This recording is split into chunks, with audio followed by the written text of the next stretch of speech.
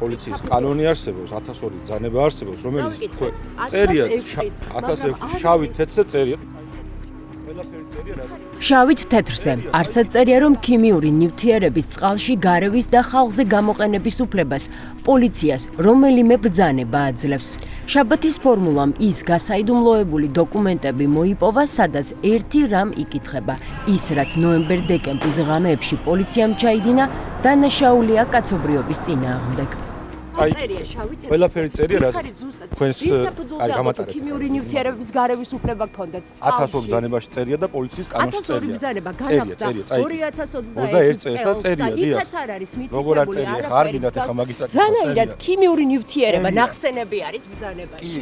წერია, იქ რომ შეიძლება წყლის წყალში გაზის შერევა. წერია პირდაპირ წერია. შინაგან საქმეთა მინისტრის მოადგილის მტკიცებით პოლიციას შეუძლია ერთდროულად და ერთმანეთის პარალელურად წყლის ჭავლისა და ცრემლსადენი გაზის გამოყენება. ეს კი მისი მტკიცებით ვახტანგ გომელაურის ხელმოწერილ და 2021 წელს განახლებულ ბრძანებაში წერია. მსგავსი ჩანაწერი ბრძანებაში, რომელიც მანიფესტაციაზე პოლიციის ქცევას არეგულირებს, არ არსებობს. ალექსანდრე დარახველიძე იურიდიული ტერმინით ჩვენს გაცურებას ცდილობს. თითქოს ტერმინი ერთობლივი და პარალელური შერევასაც გულისხმობს. ქიმიური ნივთიერების და გაზის ერთობლივ მონაწილეობას გულისხმობს. ერთობლივად შერევა არ წერია. ერთობლივად წერია. ეს სიტყვათა თამაში არის ბატონო ალექსანდრე და გულისხმობს თუ რა ამის შერევას კონკრეტულად. გიორგი მღებრიშვილის 2015 წლის ბრძანებაში, ვიდრე მას შეცვლიდნენ, არსებობდა ასეთი ჩანაწერი: გაზისა და წყლის ერთობლივი და პარალელური გამოყენება იგრძალება. სამართალდამცავი ორგანოს წარმომადგენელს ეკრძალება. შეკრება მანიფესტაციის მონაწილეთა მიმართ წყლის ჭავლის, რეზინის ტყუებისა და ცრემლსადენი გაზის ერთდროულად ან პარალელურ რეჟიმში გამოყენება. წლების განმავლობაში შინაგან საქმეთა სამინისტრო ამ მუხლით ხელმძღვანელობდა. 2021 წელს 1002 ბრძანება ფარულად დარედაქტირდა და მე-9 მუხლიდან ამ გრძალავი ჩანაწერი საერთოდ გაქრა. პოლიციელს ეკრძალებოდა წყლის ჭავლისა და ცრემლსადენი გაზის ერთდროულად ან პარალელურ რეჟიმში გამოყენება და ეს ჩანაწერი ამოიღეს. მაგრამ ამ ბრძანებაში სამაგიეროდ არ ჩაუწერიათ, რომ დასაშვები არის წყლის ჭავლში ცრემლსადენი გაზის შერევა. გამოდის, რომ დარახველიძე ნამდვილად იტყუება, როდესაც ამბობს, რომ ქიმიური ნივთიერებისა და წყლის ერთობლივი ან პარალელური გამოყენების შესახებ ჩანაწერი 2021 წლის რედაქციაში არსებობს. აკრძალული პუნქტის ამოღება ნიშნავს თუ არა, რომ ის პუნქტი დასაშვებია.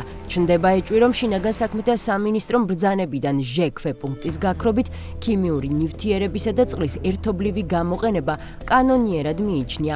ისე რომ ამის შესახებ ბრძანებაში თუ პოლიციის შესახებ კანონში არაფერი ჩაწერა. აქ კიდევ დამატებითი კითხვა ჩნდება. ხომ არ ირღვევა პოლიციის შესახებ კანონის მე-10 მუხლი, რომელიც კანონიერების პრინციპს გულისხმობს. კანონის მიერი დათქმის პრინციპის თანახმად საპოლიციო ღონისძიების განხორციელება, რომელიც იწვევს საქართველოს კონსტიტუციით აღიარებული ადამიანის უფლებებისა და თავისუფლებების შეზღუდვას, დასაშვებია მხოლოდ კანონის საფუძველზე. უფრო გასაგებად კი კანონიერების პრინციპი ნიშნავს, რომ ნებისმიერი სახელმწიფო ჩარევა, რომელიც შეზღუდავს ადამიანის უფლებასა და თავისუფლებებს, ლეგიტიმურია მხოლოდ მაშინ, როცა ეს კანონით არის ნებადართული. და კიდევ უფრო მარტივად, პოლიციელს აქვს მხოლოდ იმის უფლება, რაც კანონში გაწერილია. ქიმიური ნივთიერებისა და წყლის შერევის შესახებ კი არსად არაფერი წერია. პოლიციელის საქმიანობა უნდა შეესაბამებოდეს მოქმედ კანონმდებლობას, ანუ რაც კანონში წერია, პოლიციას მხოლოდ მისი განხორციელების ლეგიტიმაცია აქვს. ამიტომ ისმის შეკითხვა, ისეთი საქმიანობა პოლიციის მხრიდან, ან ისეთი მოქმედებები, რომელიც კანონში არ წერია და ახორციელებს, არ ღვევს თუ არა, სწორედ აი ამ კანონიერების პრინციპს. ქიმიური ნივთიერებისა და წყლის ახალი სპეციალური საშუალების შესახებ არაფერი წერია არც 1006 ბრძანებაში, რომელიც პოლიციის შეიარაღებაში არსებული სპეციალური საშუალებების შენახვის, ტარების და გამოყენების წესს არეგულირებს. მეორე მუხლში სპეციალური საშუალებების სახეობებია ჩამოთვლილი, თუმცა სიაში არ არის მითითებული შინაგან საქმეთა სამინისტროს განკარგულებით ნებადართული ახალი სპეციალური საშუალება, რომელიც ქიმიური ნივთიერებისა და წყლის შერევას გულისხმობს. განსაკუთრებულ დავალებათა დეპარტამენტის ყოფილი მაღალჩინოსანი გვეუბნება, რომ თუ ქიმიური საშუალება და წყალი ერთად გამოიყენება, ის სპეციალურ საშუალებათა ჩამონათვალშიც უნდა ეწეროს. არა მარტო ქიმიური საშუალება, ანუ ბრძანებით უნდა იყოს დარეგულირებული შინაგან საქმეთა სამინისტროს რა სპეციალური საშუალებები აქვს, მათ შორის რა ქიმიური საშუალებები აქვს და როგორ უნდა მოხდეს მისი გამოყენება და ეს არ აწყობს.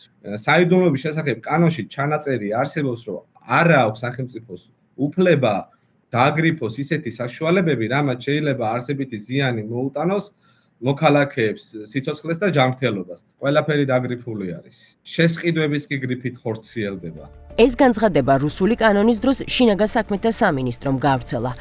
ხაზგასმით აღნიშნავთ, რომ არც პოლიციის შესახებ საქართველოს კანონი და არც მის საფუძველზე გამოცემული არც ერთი მოქმედი სამართლებრივი აქტი არ კრძალავს წყლის ჭავლისა და ცრემლსადენი გაზის ერთდროულად ან პარალელურ რეჟიმში გამოყენებას. ამ განცხადების მიხედვით შეიძლება ნამდვილად დაუშვათ, რომ დარახველიძე იმ მუხლს ეყრდნობა, რომელიც არსად წერია. შსს ამავე განცხადებაში ამბობს, რომ ქიმიური ნივთიერებისა და წყლის ერთობლივ გამოყენებას არ გრძალავს EUTO ODIHR და Amnesty International-ის სახელმძღვანელო დოკუმენტი. სინამდვილეში ადამიანის უფლებების დაცვის გლობალური არასამთავრობო ორგანიზაციის სახელმძღვანელო პრინციპები ცალსახად გრძალავს წყლის ჭავლის გამოყენებას ქიმიური საშუალებებთან ან საღებავთან ერთად. კარგი საუკეთესო პრაქტიკის თანახმად არის დაუშვებელი წყლის ჭავლში რაიმე ქიმიური საშუალებების შერევა. Amnesty International-ის სახელმძღვანელო მითითებების თანახმად არის აკრძალული, რომ წყლის ჭავლთან ერთად ქიმიური საშუალებები ან ქიმიური საღებავი იქნეს გამოყენებული. იმიტომ რომ ეს შეიცავს ადამიანის დაზიანების, მათ შორის ხანგრძლივი ფიზიკური ტკივილის მიყენების ძალიან მაღალ რისკებს. კითხეთ ირაკლი შაიშმელაშვილს, იცოდა თუ არა რა ქიმიური ნივთიერება გამოიყენა მშვიდობიანი მოქალაქეების დასარბევად სპეცრაზმა და ვის ეკუთვნოდა გადაწყვეტილება. მე ქიმიური ნივთიერების შესახებ ინფორმაციას არ ვფლობდი საერთოდ. არასდროს შეხება არ მქონია მასთან. მე წარმოდგენა არ მქონდა რა ქიმიური ნივთიერებები იყო ამ და როგორ ხდებოდა მისი შერევა და როგორ უნდა დარეგულირებულიყო. ძალიან დიდი წინააღმდეგობა იყო, ხდებით? ანუ ყოველთვის იყო, რომ ნუ წერ ესე დეტალებში, ნუ წერთ ესე დეტალებში, ნუ წერით, რომ არ აწყობდათ. იცით რატომ? იმიტომ რომ ხვალზევით შესაძლოა ეს ბრძანებები გამხდარიყო, ასე თქვა, საფუძველი მათ წინააღმდეგ სამართლებრივი დევნის დაწყებით. ამ დრომდე უცნობია რა ქიმიური ნივთიერებებით დაარბიეს მოქალაქეები 28 ნოემბრიდან 3 დეკემბრის ჩათვლით. ვერც უარყოფენ, მაგრამ არავინ ადასტურებს გამოიყენეს თუ არა ტრიქლორ-ეთილენის გამხსნელი საშუალება, რომელიც კანცეროგენულ ნივთიერებას შეიცავს. სუსმა დაადასტურა, რომ შსს ტრიქლორ-ეთილენს ნამდვილად ფლობდა, რომელიც ჩამოწერილია. ეს კასრები არ არის. მე ვიცი, ნანახი მაქვს ეს კასრები. არ არის ეს ის კასრები, რაზედაც BBC-ს ფილმში საუბრობენ. ვიცი და თითქმის დარწმუნებული ვარ, რომ მათ უკვე ეს მასუფთავეს, მათ ვიცი, რომ ესენი ყველაფერი გაიტანეს, რაც ჰქონდათ დარჩენილი, გაანადგურეს. სპეცრაზმის შეიარაღების ყოფილი უფროსი ვიცე-პოლკოვნიკი ლაშა შერგელაშვილი ამბობს, რომ სუსმა საზოგადოება ისევ მოატყუა და სხვა ნივთიერებების ფოტოსურათები აჩვენა. მისივე თქმით, მომწამლავი ქიმიური ნივთიერება, რომელზეც ის BBC-ს საგამოძიებო ფილმში საუბრობდა, 2019 წლამდე GDD-ს პირველ სამმართველოში ინახებოდა, მაგრამ მოგვიანებით ქიმიური ნივთიერებები სხვადასხვა დეპარტამენტებში გადაანაწილეს. ობიექტური გამოძიება, როდესაც იქნება ამის შესახებ დამეწმუნეთ, ბევრი ადამიანი ალაპარაკდება იმასთან დაკავშირებით, თუ რა მოხდა, როდის გამოიყენეს, რამდენი რა რაოდენობის გამოიყენეს, შემდეგ ამას რა პროცესები ახლდა იმასთან დაკავშირებით, რომ უკმაყოფილოებიც იყვნენ ამის გამოყენებასთან დაკავშირებით. შემდეგ როგორ გაიტანეს საიდუმლოდ და როგორ გაანადგურეს. ასე რომ ამის მოწმეები ბევრი არიან და დამიჯერეთ მაშინ ყველა ალაპარაკდება. ევროსაბჭოს ღონისძიებაზე თქვენ მონაწილეობდით, მაშინ კანონი პოლიციის შესახებ და მანიფესტაციების შესახებ მუშავდებოდა. რატომ არ შედგა თქვენ 2022 წელს რა? ევროსაბჭოს შორის შეხება. საერთოდ არ მახსოვს. ალექსანდრე დარახველიძე ევროსაბჭოს წარმომადგენლებთან ჩაშლილ შეთანხმებას ვერ იხსენებს. ირაკლი შაიშმელაშვილი გვეუბნება, რომ შეთანხმება ლოპოტაზე ჩაიშალა, როდესაც პოლიციის და შეკრება მანიფესტაციების შესახებ კანონები ევროსტანდარტებს უნდა მორგებულიყო. შეთანხმება ქართულმა მხარემ მოულოდნელად ჩაშალა. 2022 წელი იყო, უკვე დასკვნითი ფაზა იყო ივლისის თვეში, როცა უკვე უარი თქვა შინაგან საქმეთა სამინისტროს ალექსანდრე დარახველიძესთან, რომელიც ახლა გამოდის მან პირადად თქვა, რომ ანუ ეს ჩვენ არ გვაწყობს. ეს კარგია, ძალიან კარგია, ანუ ეს ევროკავშირის თავსებადობა იმ რელსებზე გადასვლა, იმ პრინციპების დანერგვა საქართველოში, მაგრამ ეს ამ ეტაპზე არ გვჭირდება. ეს ჩარჩოებში მოაქცევდა მთელს ასე თქო მოქმედების არეალს. პასუხისმგებელი ვინ არის, გადაწყვეტილების მიღები პირი ვინ არის, რა დროს უნდა გამოიყენოს. ინტერვიუს ჩაწერიდან მეორე დღეს ალექსანდრე დარახველიძემ პარლამენტში, სადაც შაბათის ფორმულას გადამღები ჯგუფი არ შეუშვეს, გაიხსენა ის, რაც წინა დღეს არ ახსოვდა. ფორმულას ახალი ამბების რედაქციის ჟურნალისტს კი ჩვენთან დააბარა. მე თვითონ ჩავშალე რაღაც შეთანხმება საქართველოსა და ევროსაბჭოს შორის სრულად ყურილი არის და მინდა გამოვეხმარო ამ ფაქტს. მე მოვიძიე ეს ინფორმაცია ევროსაბჭოს ჰქონდა გარკვეული პროექტი. არანაირი შეთანხმება ევროპის საბჭოსა და საქართველოს შორის მე არ ჩამიშლია. ევროპის საბჭოსთან ამ კომუნიკაციის მიზანი ჩვენ ინფორმაციით იყო შეთანხმება აქციის დაშლის რა პროტოკოლი უნდა ყოფილიყო საქართველოში არასწორი ინფორმაცია. მიზანი იყო თანამშრომლების შესაძლებლობის გაძლიერება სხვადასხვა ევროპულ სტანდარტებთან დაკავშირებით. ბრძანება, რომელიც შაბათის ფორმულა მოიპოვა და მანიფესტაციის დროს პოლიციის ქცევას არეგულირებს, საჯაროდ ხელმისაწვდომი არ არის. ამიტომ მოქალაქეებს არ აქვთ შესაძლებლობა გაიგონ რა ეკრძალება ან რისი უფლება აქვთ დემონსტრანტების წინააღმდეგ პოლიციას. ამ ბრძანებების მიხედვით სპეციალური საშუალებების გამოყენება თანაზომიერების პრინციპით უკიდურეს შემთხვევაში უნდა მოხდეს. პოლიციის იდენტიფიცირება შესაძლებელი უნდა იყოს და ხელი არ უნდა შეუშალონ ჟურნალისტებს მუშაობაში.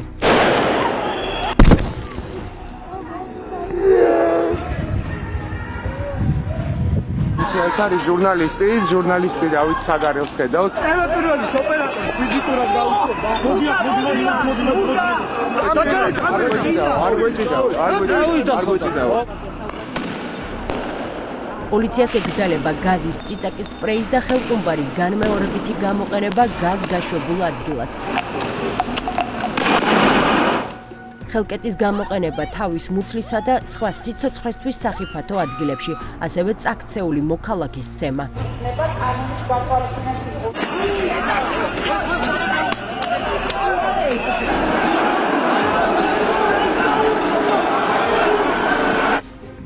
ყოველი აქციის წინ მუშავდება პოლიციის სამოქმედო გეგმა, რომელიც მორგებულია კანონსა და ბრძანებებს. მას შინაგან საქმეთა მინისტრი ამტკიცებს. ხდება ღონისძიების ხელმძღვანელის განსაზღვრა, რომლის სრულ დაქვემდებარებაში გადადის ყველა დანაყოფი და მატერიალურ-ტექნიკური საშუალებები. ამის შემდეგ კი ძალადობაში გაწვრთნილი პოლიციელები და მათი ხელმძღვანელები იქცევიან მასზე.